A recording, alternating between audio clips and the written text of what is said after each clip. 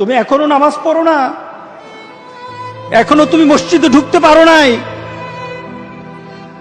তুমি কি দেখো না মসজিদগুলি বন্ধ হয়ে গেছে? তুমি ইচ্ছা করলে আর মসজিদে ঢুকতে পারবা না, তুমি ইচ্ছা করলে আবার মসজিদে ঢুকতে পারবা না। দেখো না অনেক মসজিদ বন্ধ হয়ে গেছে।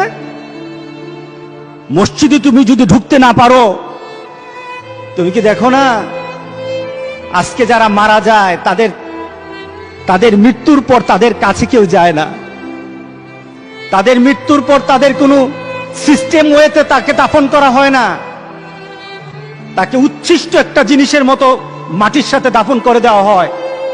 এ মানুষগুলি কাছে যায় না, টেনে টেনে দড়ি ধরে টেনে দিয়ে তাকে গর্তের মধ্যে ফেলে দেয়, তার কাছে যায় না। তুমি কি দেখো না? তুমি কি দেখো না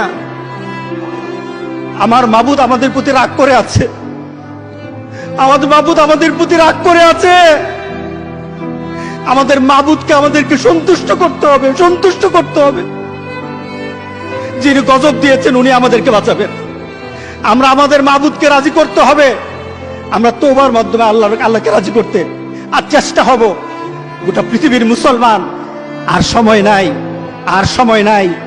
আপনি এখন বাংলাদেশের রাস্তাঘাটে হাঁটেন, এমন পরিবেশ যেন আল্লাহ না করে, জোরে বলে আল্লাহুম্মা আমিন, এমন পরিবেশ যেন আল্লাহ না করে বাংলাদেশের মানুষ ঘর থেকে বের হবে না। যখন ঘর থেকে কই বের হবে তার লাশটা বের হবে, কেউ জানাজাও দিবে না।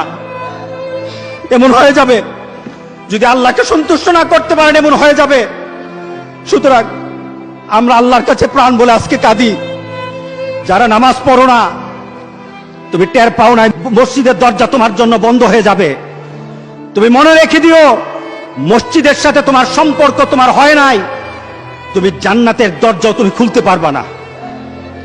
তুমি এখনো বেনামাজি, এখনো সকালবেলা তুমি ঘুমাও, এখনো তুমি আল্লাহকে ভুলে আছো, এখনো তোমার কাছে তওবার কথা তোমার চিন্তাতে আসে নাই।